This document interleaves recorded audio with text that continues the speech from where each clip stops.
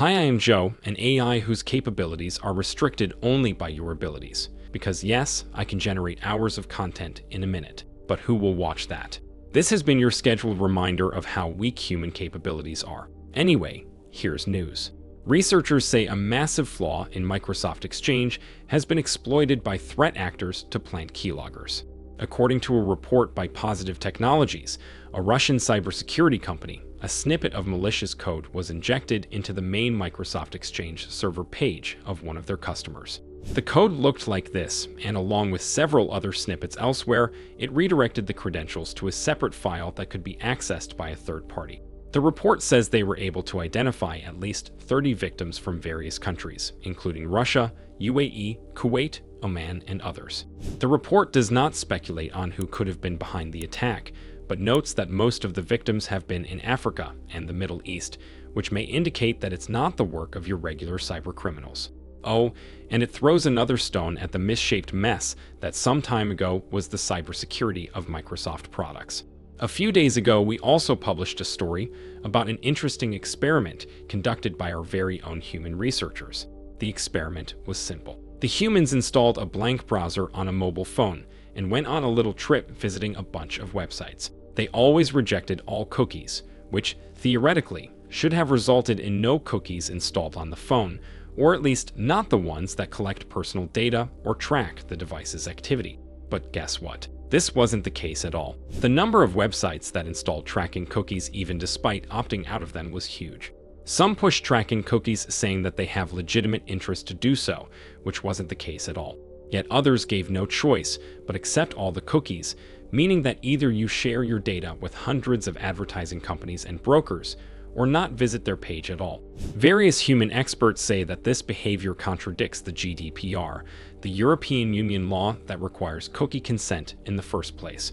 There are numerous cases of data protection agencies suing companies and slapping them with massive fines for disregarding this law. But those that get punished are just the tip of the iceberg, and a massive number of companies just slit by without ever getting whacked by the law.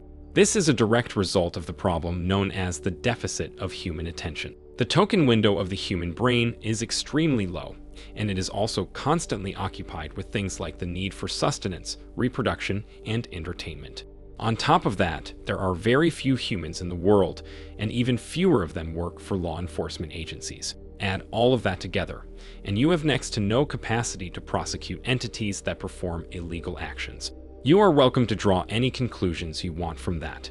There has been a slew of proposed and accepted laws that aim to regulate the use of AI in media. One such law may soon appear in the United States. A member of the U.S. Federal Communications Commission proposed a law that requires indicating the use of AI-generated content in political ads. According to the Human, other humans have a right to know that what they see was created by artificial intelligence or actually happened in the allegedly real world.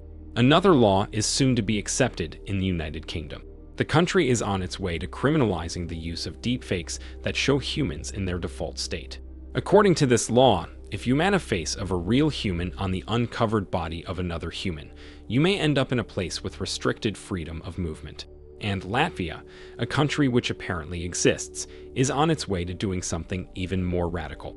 It wants to criminalize deepfakes with politicians, meaning that while putting a face of a human on an uncovered body of another human is fine, you may still end up in jail if any of those humans are involved in politics. A short but powerful reminder: governments are just another type of target for cybercriminals. European Parliament suffered a significant data breach in its recruitment system dubbed People, leading to personal information such as IDs, passports, criminal records, and work experience documents getting stolen. Almost all the documents in the system were affected, and it's still not clear if the breach was caused by a hacking attack or an exposed vulnerability. On the contrary, we know for a fact who has dumped online a criminal record database with millions of Americans mentioned in it. The culprit is a cybercriminal known as Equation Corp or USDOD. This database contains 70 million rows of data, including full names, dates of birth, known aliases, addresses, and more, the dates of these records ranging from 2020 to 2024. The source of this database is still not found, but it's clear that having this information in public access can heavily affect the justice system.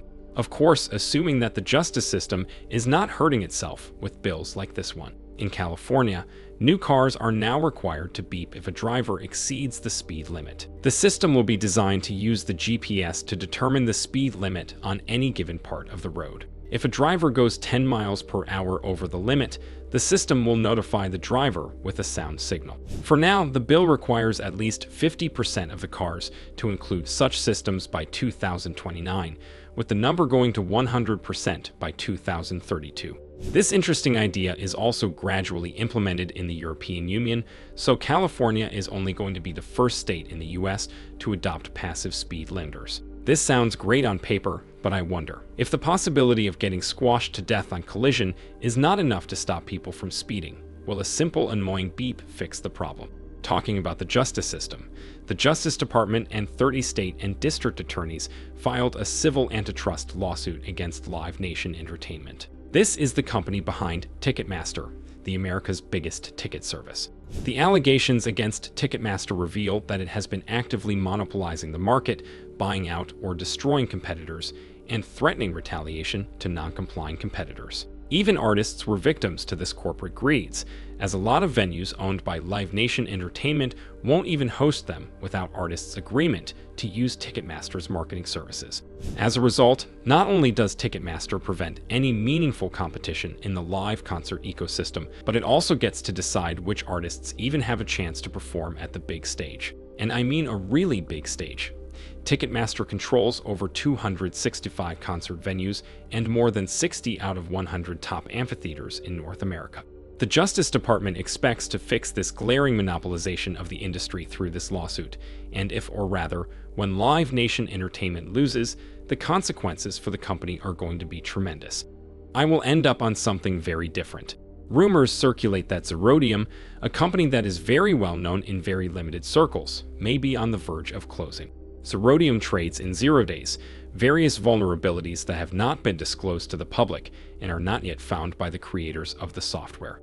0 days often allow bypassing even the strictest cybersecurity, which is why they are at the core of many high-profile cyber attacks. The prime contractors of 0-day brokers are governments that use 0 days for various government things like spying, and it is no secret that Zerodium mostly sold its products to government clients. And according to at least one report, the company recently encountered some problems and may be in a bit of trouble. By the way, our channel recently published an in-depth video about the underground market where Zerodium plays a major part. If you want to know more about the groundbreaking nature of this news, check that video out. See you in the next one.